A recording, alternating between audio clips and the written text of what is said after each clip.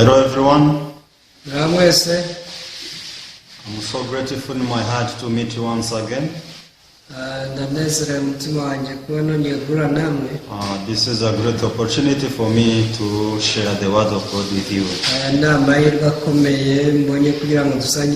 So I hope God will work strongly in our hearts through the word.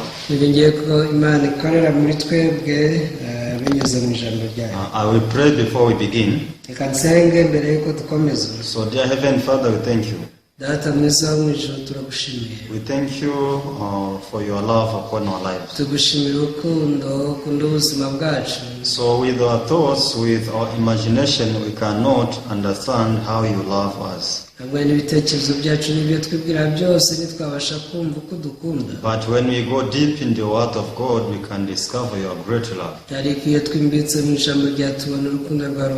So the love of God is completely different from the love of human beings. Because the love of God is unconditional. But the love of human being is according to the condition.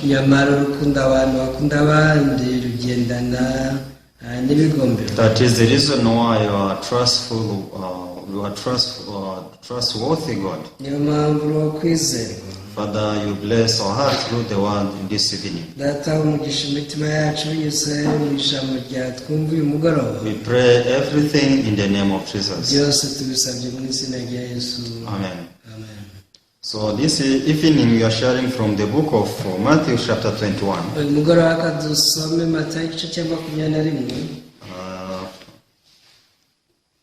Matthew chapter 21 from verse 18.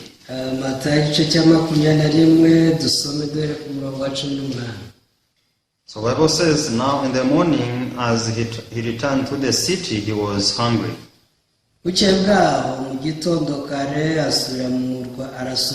And seeing a fig tree by the road, he came to it and found nothing on it but leaves, and he said to it, let no fruit grow on you ever again. Immediately the fig tree withered away.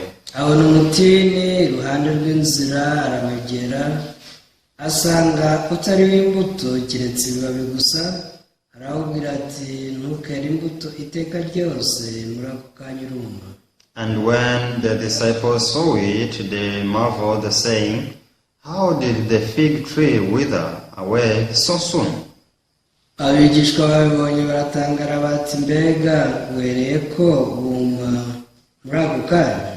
Yes, we have read up to verse 20.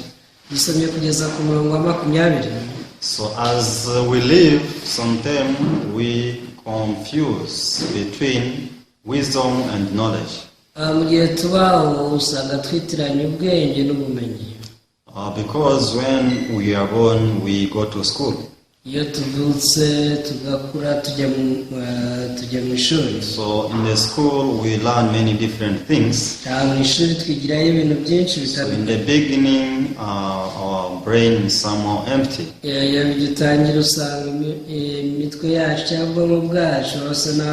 So we don't know mathematics. We don't know about chemistry. Nothing about biology. We don't know IT. We know nothing. That is the reason why we go to school, so that we can accumulate a lot of knowledge. So some people they learn and they study and upgrade their studies.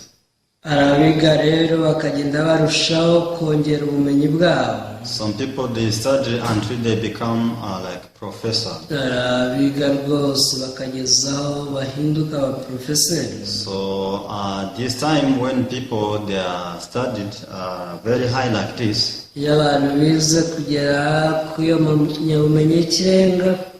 the There is some mistake many people do.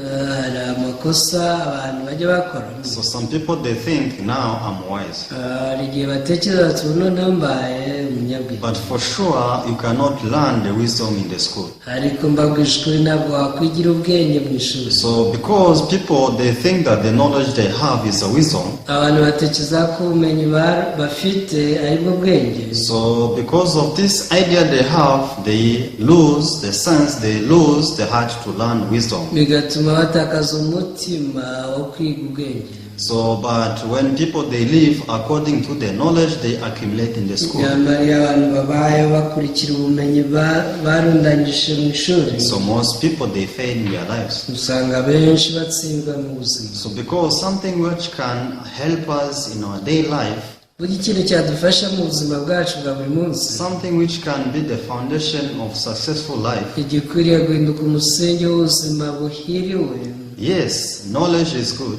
nibyo koko ubumenyi ni bwiza, Knowledge is useful. kandi ni ubw'ingirakamaro. But first of all, wisdom. ariko ikintu cy'ingenzi ukwiriye kugira mbere ni ubwenge. But people they lose the chance to learn wisdom because they think that we are wise, we know wisdom, we have wisdom. gusa abantu batakaza amahirwe yo kwiga ubwenge kuko bavuga bati twe turi abahanga dufite ubumenyi. So what they learn and what they receive in the school, they make them to be high-hearted, and they lose the heart to learn wisdom. ibyo bagiye biga nibyo bagiye bakira mu ishuri, usanga bituma imitima yabo ishyira hejuru bagatakaza umutima wo kwiga ubwenge. So they just live thinking that we are wise, we are wise. babaho batekereza bati twebwe turi abahanga turi intiti. So likewise, when you go in the world of faith, rero iyo tugiye no mu by'umwuka, when people they know something, they think that they believe it. igihe abantu bageze ubumenyi ku by'umwuka batekereza ko banabyizera. So since people they have the knowledge to know God,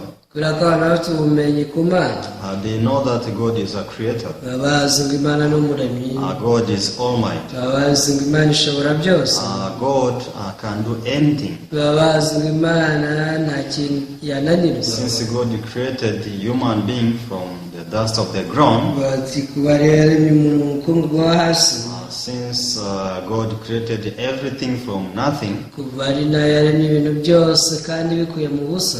this God is very amazing. It's different from human being. iyi Mana iratangaje, itandukanye n'ikiremwamuntu. So they live with this knowledge, thinking that we have faith, we believe in God. ubumenyi nk'ubu abantu nabwo bibwira bati twebwe dufite kwizera, twizera Imana. We can see that knowing God and believing God is different. ariko kugira ubumenyi ku Mana no kuyizera nabyo So biratandukanye. knowing Jesus and believing Jesus totally different.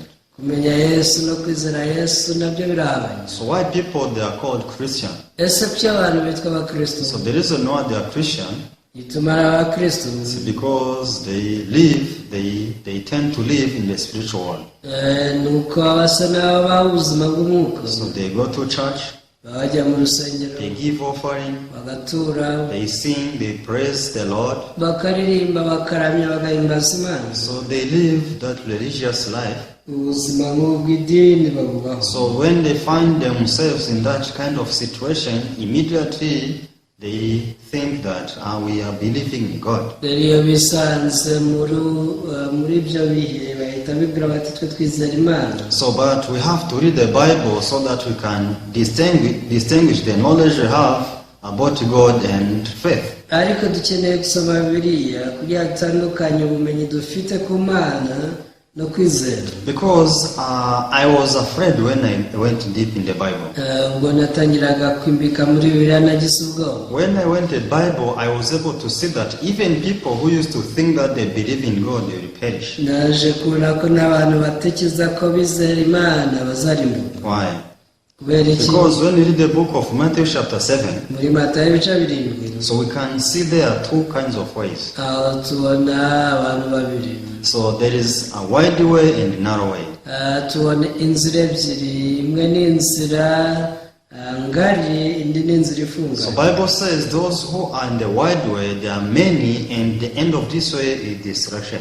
biravuga ngo bari mu nzira ngari bari mu nzira yagutse ariko iherezo ryayo kurimbuka. So think about the mind of these people who are in the wide way. ariko nimuse n'abatekereza kuri abantu bari mu nzira ngari. So do you think these people they are heading to destruction? ese mwibwira ko babifuza kujya mu kurimbuka? So do you think they don't have the knowledge about God? ese ntabwo koko bafite ubumenyi ku Mana? They have. barabufite. Even they think that we are living spiritual life very well. banatekereza ko rwose baba ubuzima bw'umwuka neza cyane. We are heading to God, we are going to heaven. bakaba bati rwose turi kwerekeza mu ijuru. So this is how they are thinking. niko batekereza. But Bible says iravuga ngo the end of this way is destruction. iherezo ry'inzira ni ukurimbuka. So I was so much afraid. nagize ubwoba. Can this be? ese ibi birashoboka? It means many people are heading to destruction without knowing. bivuze ko abantu benshi ari abari kujya mu kurimbuka kandi batabizi. Yes, this is what the Bible wants to teach us. nibyo iki ni cyo rero bishaka So kwigisha. if Bible says like this, all of us will have to be careful. nimba biri ukuvuze twese tuba tugomba kwigengesera. So we have to be careful and say maybe I'm in the wide way without knowing. tugomba kuvuga tuti birashoboka ko twaba turi mu nzira ngari tutanabizi. So if we have that kind of sense, from that moment we may start to check our spiritual life. mu gihe dufite ibyo byiyumviro akanya dutangira kugenzura ubuzima bwacu bw'umwuka. So if we take that direction, we can try to do research and finally we will find the conclusion. icyo ni cyo gihe dushobora gukora ubugenzuzi n'ubushakashatsi kandi tukagera ku gisubizo. So because if we just live vaguely in our spiritual life, turamutse tubayeho mu buryo bw'icyuka gusa mu buzima bw'umwuka, on the last day we will surprise. umunsi wa nyuma tuzatangara. Oh my God, tuzatungurwa tuvuge tuti Mana yanjye, I lived so many years thinking that I'm believing in God. dore nabaye imyaka myinshi ntekereza ko nizera Imana. I sacrifice myself and I dedicate all my life for the sake of work of God. naritanze cyane nitangira umurimo w'Imana ubuzima bwanjye bwose. But now I cannot be accepted. ariko dore rwose ntabwo nakiriwe. What is lacking? ese ndabura iki? What did I do well? niki nakoze neza? I thought everything was going well. natekereje ko byose nabikoze neza. How can this be?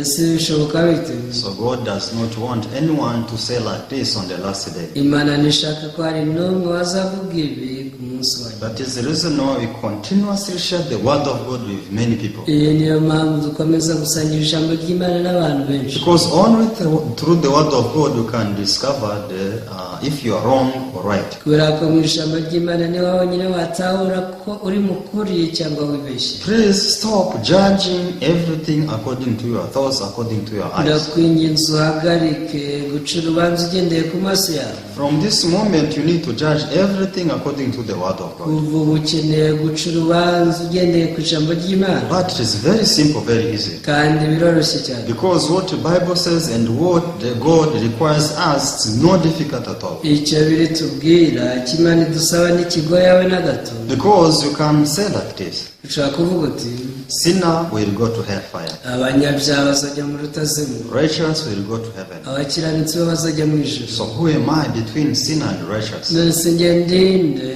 hagati y'umukiranutsi n'umunyabyaha? Am I righteous or am I a sinner? ese ndi umukiranutsi cyangwa ndi umunyabyaha? This is how we need to judge ourselves very easily. uku niko dukeneye kwicira urubanza mu buryo bworoshye. Instead of holding this idea that I go to church, I offer, I do the work of God. akugundira ibitekerezo kubera ngo ngenge mu rusengero mu murimo w'Imana nk'amaturo. So if you are doing the work of God yet you are a sinner, nubwo wakora cyitwa umurimo w'Imana kandi uri umunyabyaha, if the end of the world comes today, iherezo rije uyu munsi, God will not see that you are doing the work of God. nta hantu rwose uzasanga Imana yarakubonye ukora umurimo wayo. But God will see if you are sinner or righteous. ahubwo uzasanga uri umunyabyaha cyangwa se uri umukiranutsi. So if you are righteous, you go to heaven. If you are sinner, you go to hellfire. nimba uri umukiranutsi uzajya mu ijuru, nusanga uri umunyabyaha uzajya mu rutazimu. So everyone, is this difficult or easy? ese biragoye cyangwa biroroshye? But many people, they complicate life. gusa abantu benshi usanga ibintu babigora. They complicate their spiritual life. ubuzima bwabo bw'umwuka bakabugora. I'm doing a work of God. bati ngende gukora umurimo w'Imana. Me, I'm an evangelist. I preach the gospel. Ndi umubwiriza ubutumwa rwose, mbwiriza ubutumwa bwiza. I'm apostle. Ndi intumwa. I was anointed by God. Nimitswe n'Imana, yansize amavuta. I'm the great servant of God. Ndi umugaragu w'Imana ukomeye. I speak in tongues. Vuga mu ndimi. I do miracles. Nkora n'ibitangaza. When I lay my hands on the sick people, they get recovered. Iyo ndambuye ikiganza cyanjye ku barwayi bahita bakira. Please stop those kind of things. Ndakwinginze ibintu nk'ibyo bihagarike. Stop saying like this. Ntukavuge gutya. Very easily you need to check if you are sin or righteous before Mu God. buryo bworoshye rwose ugomba kugenzura nimba uri umunyacyaha cyangwa umukiranutsi. Even though you may be the gospel preacher, Nubwo waba uri umubwiriza w'ubutumwa bwiza, but in your heart you are sin, you have this condemnation in your heart. mu mutima wawe ukaba uri umunyacyaha wiciraho iteka. So actually you have nothing to do with God. Nta kintu ugihuriyeho n'Imana. Because God will only deal with righteous people. Imana abantu izakira rwose ni abakiranutsi. Actually, when you read this book of Matthew chapter 7, as I said, Rero iso ni Matayo igice cya 7 aho nahoze mbabwira.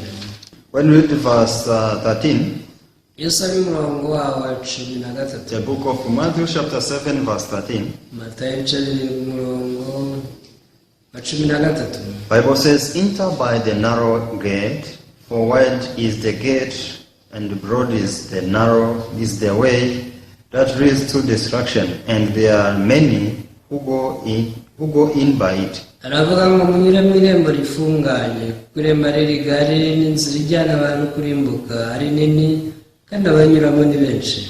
Because narrow is the gate, and difficult is the way which leads to life, and there are few who find in it. Ariko irembo rifunganye n'inzira ijya mu bugingo iraruhije, kandi abanyuramo ni bake.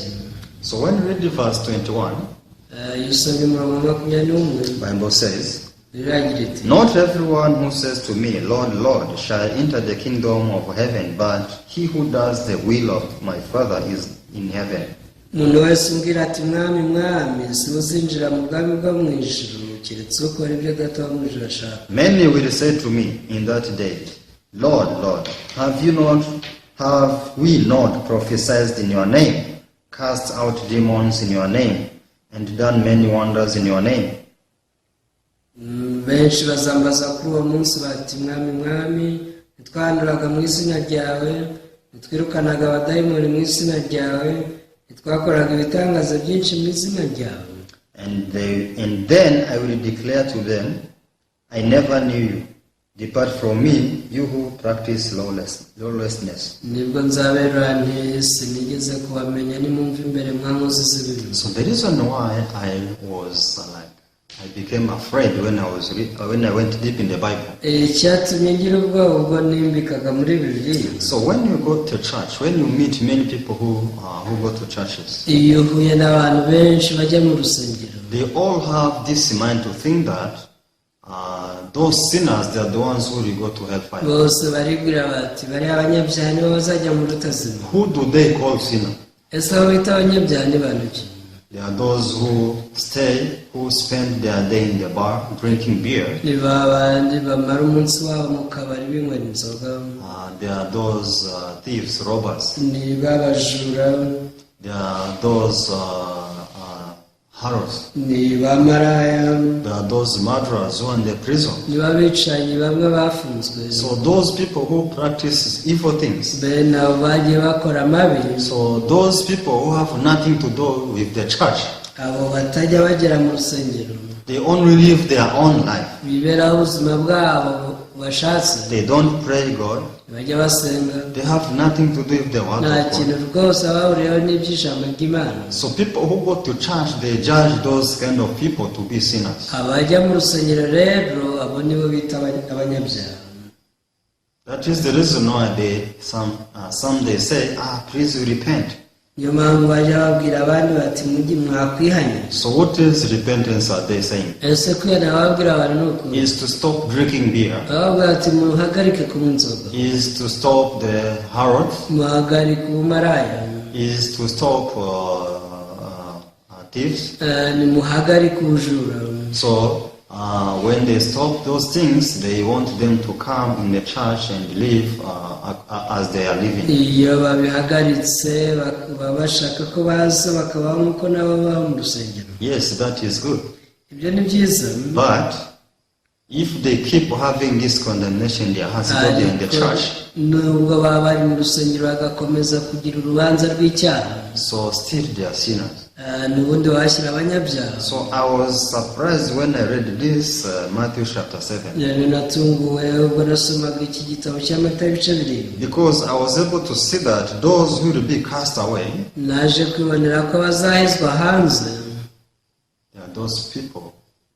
They are not only those people who didn't go to church, but also the people who live their whole life in the church. Ntabwo ari babandi batigeze bajya mu rusengero gusa, ahubwo n'ababaye ubuzima bwabo bwose mu rusengero. It means even sinners in the church will perish. Icyo bivuze ni uko n'abanyabyaha bo mu rusengero bazarimuka. Because you can see these people, they perform the miracles. Kubera ko urabona aba ni abantu bakoraga ibitangaza, They did many wonders. bakoze ibimenyetso n'ibitangaza They byinshi, cast out demons. byagiye birukana abadayimoni. Actually, these are not easy people. Aba ntabwo ari abantu boroshye mu rusengero. These are famous people in the church. Mu rusengero aba ari abantu b'ibyamamare. These are people who had many followers. Mu rusengero aba ari abantu bafite abayoboke benshi. So people used to give them the thumb to say that this is the true servant of God. Abantu bajya babafungira igikumwe bakuvuga bati rwose abo ni abagaragu b'Imana. But amazing thing, Igitangaje, Jesus will say, "Depart from me, I never knew you." Yesu ngo azababwira ngo nimwumve imbere mwe nkozi z'ibimwe sinigeze mbamenya. Why this will happen? Ese ibi bizababeraho iki? It's because Impamvu on the day of judgment, ku munsi w'urubanza rwawe God will see if we are sinners or righteous. Imana izazireba niba turi abanyabyaha cyangwa turi abakiranutsi.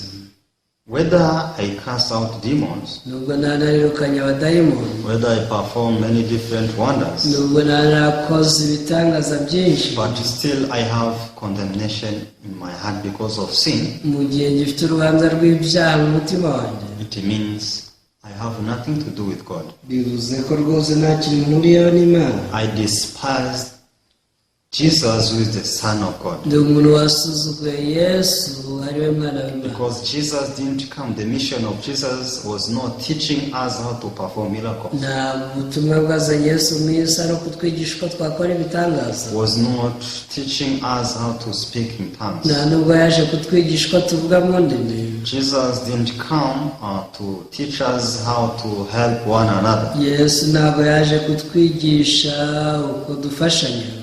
But Jesus came to solve the problem of sin in our hearts. Yesu yaje kutwigisha uko ikibazo cy'icyaha gikemuka mu buzima bwacu. This is the real mission of Jesus to come in the world. Ubu rwose bwari ubutumwa bw'ibanze bwari buzanye Yesu mu isi. But you see, people, they don't care whether they are sinners or righteous. Ariko ujya ureba abantu ntibita ku kuba ari abanyabyaha cyangwa ari abakiranutsi. They only focus if they are pouring a lot of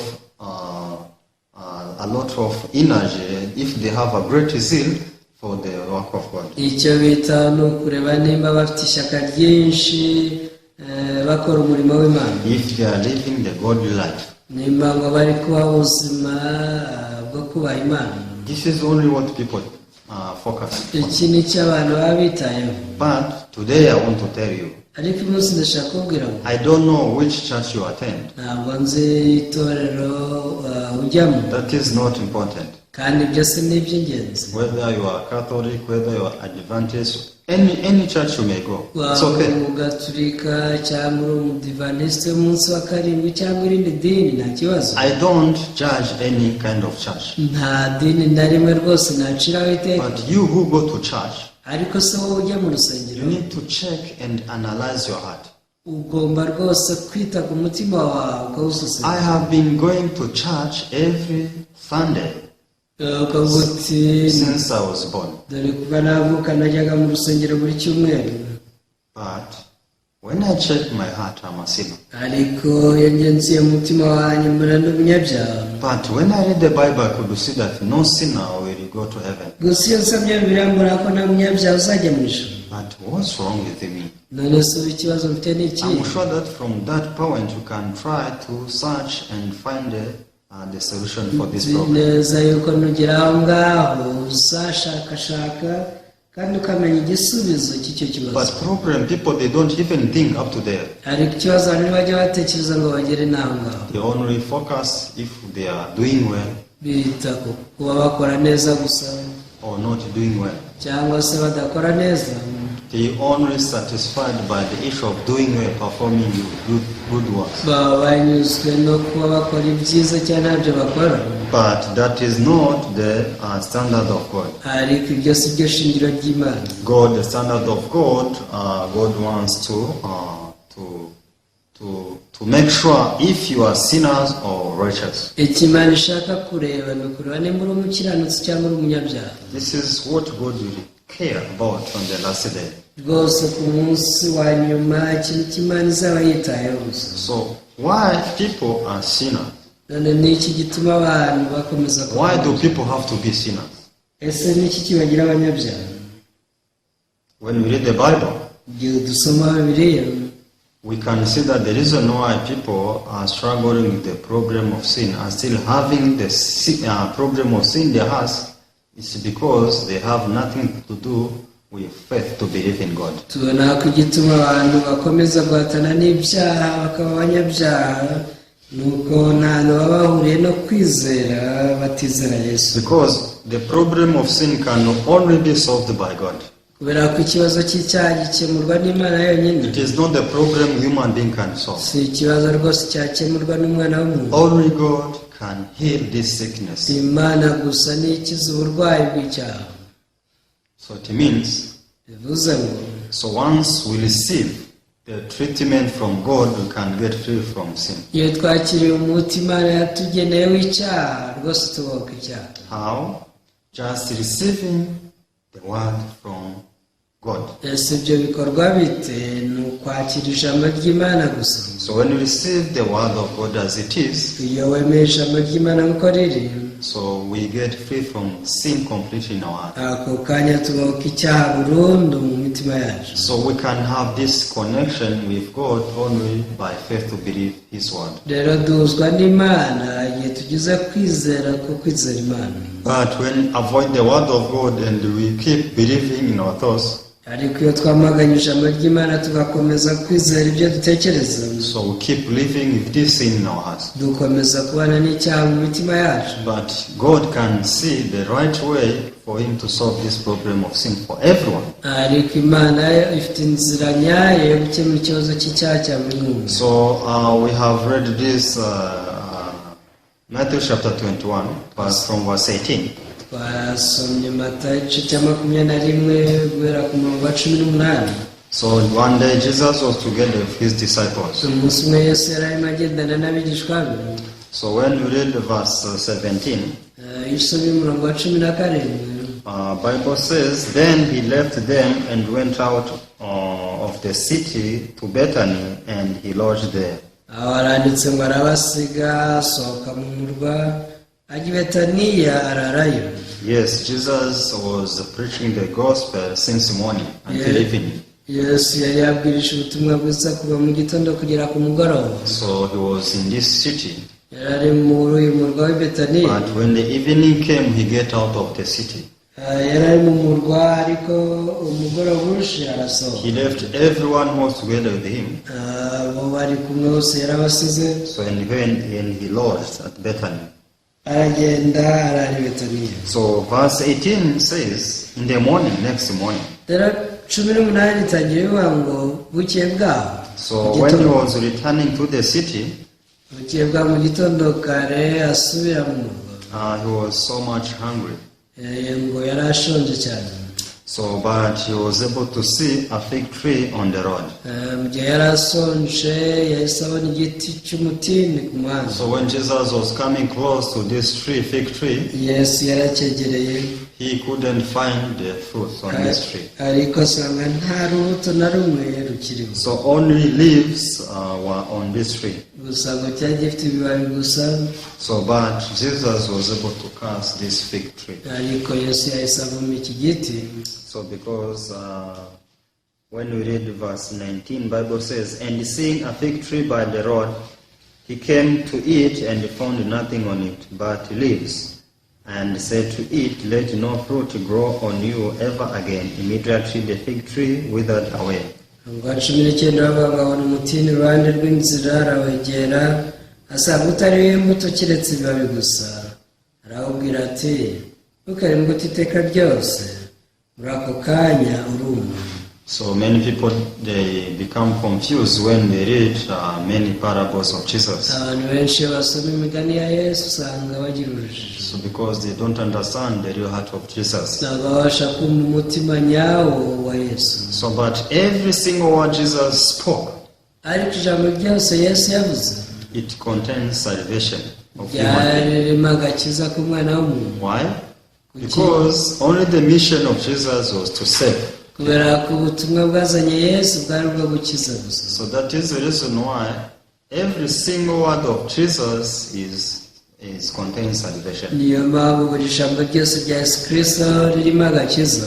It is telling us how salvation can be fulfilled in someone's heart. biba ritubwira uko agakiza kasohora mu mutima w'umuntu. So in the beginning I was asking myself, why Jesus cursed this fig tree? mbere nari nibaza nise kubera iki Yesu yavumye iki giti cy'umutini. So I think this is not fair. ndabona ibi rwose no kugenzukira.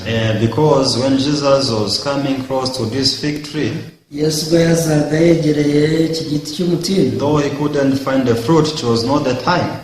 nubwo atakibonyeho imbuto ariko ntabwo cyari igihe cy'umwaka. Maybe the next season was the time for this fig tree to give fruit. birashoboka ko mu gihe cy'umwero cyari gukurikiraho iki giti cyari kwera. So but now it was not the time for this fig tree to give fruit. iki ni cyari igihe cyo kwera kw'imitini. So maybe this is not fair.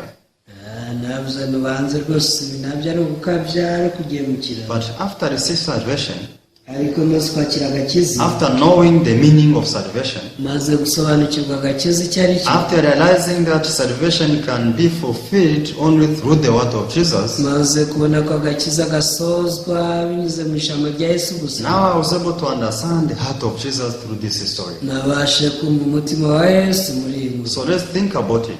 Reka tubitekereze. Who was coming close to this tree? ninde wegereye iki giti? Who wants fruits from this tree? ninde se wari ukeneye imbuto z'iki giti? Not me, ntabwo ari njye, not you. nta nubwo ari wowe, Jesus. ahubwo ni Yesu. Who is Jesus? Yesu ninde? Jesus is a creator. Yesu niwe muremyi, He's the one who created this fig tree. niwe wari wararemye iki giti. Now the creator wants the fruit from this fig tree. uyu muremyi rero w'iki giti cy'umutini arashaka imbuto zacyo. But what this tree is still talking about, ariko si iki giti cyo kiri mu make. this is not the time to give fruit. cyo kireba igihe kiti rwose kisi igihe cyo kwera imbuto. This is not the right season for me to bear fruit. ntabwo icyo ari cyo gihe cyanjye cy'umweru. But who wants fruits from this fig tree? ariko ninde ushaka imbuto z'iki giti? God himself. Imana. So as soon as God wants the fruit from this fig tree, rero igihe Imana ikeneye imbuto kuri iki giti cy'umutini, automatically God has to get fruit from this fig tree. Imana iba igomba kubona izi mbuto z'iki giti. Because God is a creator. He can create those fruits. kubera ko Imana ari umuremyi, nizo mbuto ibasha kuzirema. But this fig tree ariko igiti cyo was caught by its thoughts. igiti cy'umutini rwose cyari cyarigaruriwe n'ibitekerezo No, I byacyo. have no fruits, I'm sorry. bati rwose nyihanganira nta mbuto. For this time I have no fruits. ku iyi nshuro rwose nta mbuto mfite. So Jesus told this fig tree, Yesu yahise abwira iki giti ati let no fruit grow on you ever again. ntukere imbuto rwose iteka ryose. So actually this fig tree represents me, represents you and represents me. ubundi iki giti cy'umutini ni wowe nanjye. This is you, this is me.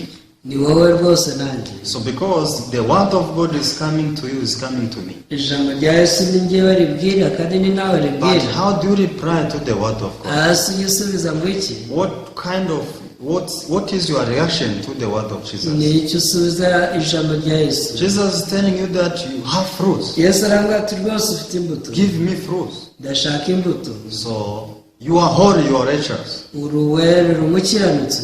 But you are saying, ariko ukavuga uti no, I'm sorry. reka rwose nyihanganire, I'm not holy.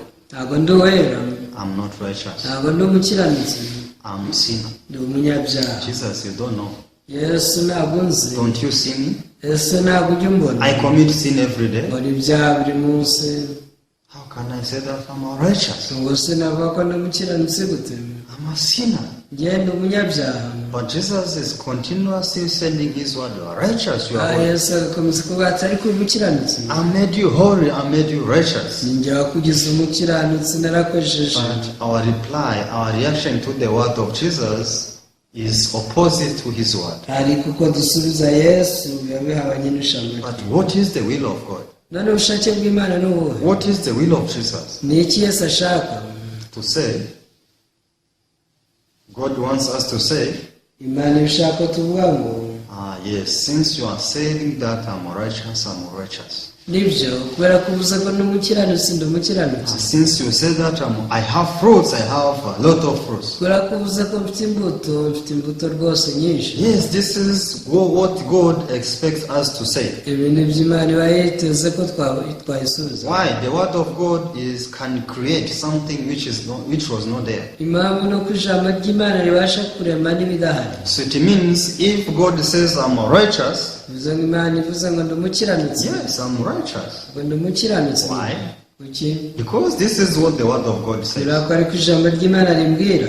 My condition, my situation, it is nothing. rwose imibereho ndimo nta kivuze. When I see myself, I have no fruit. njye nirebye ndabona nta mbuto mfite. When I see myself, I'm not in the season to bear fruit. nirebye mbona rwose atari igihe cyanjye cy'umwero. But if the word of God comes to me saying you have fruit, ariko nimba ijambo ry'Imana rije rimbwira ngo ufite imbuto, it means I have fruit. bivuze ko mfite imbuto. I don't see this fruit with my eyes. ntabwo izo mbuto nzibonesha amaso yanjye. But the word of Jesus is telling me that you have fruit.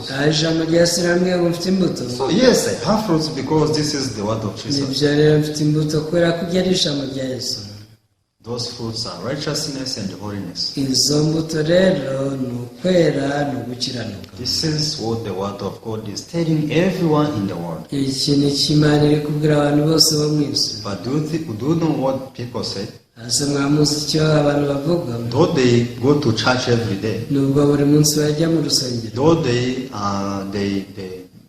they give much offering, nubwo baba batanga amaturo menshi cyane, though it seems to live godly life, nubwo basa n'aho baba ubuzima bwo kubaha Imana, though it seems that they believe the word of God, nubwo basa n'aho bizera ijambo ry'Imana, though they teach the word of God since morning until evening, nubwo baba bigisha ijambo ry'Imana kuva mu gitondo kugera ku mugoroba, when Jesus comes to them and say you are holy, Yesu aje akavuga ati muri they abakiranutsi, say, baravuga bati no, oya I'm a sinner. twebwe turi abanyabyaha, I have no fruit.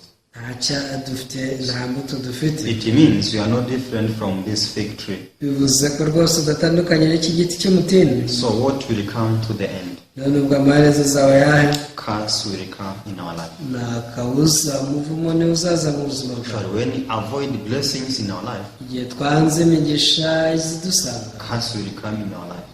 imivumo niyo itusangira. But you receive blessings from God, ariko iyo wakiriye imigisha iva ku Mana, curse will go away from us. imivumo ye irahunga. So it's opposite.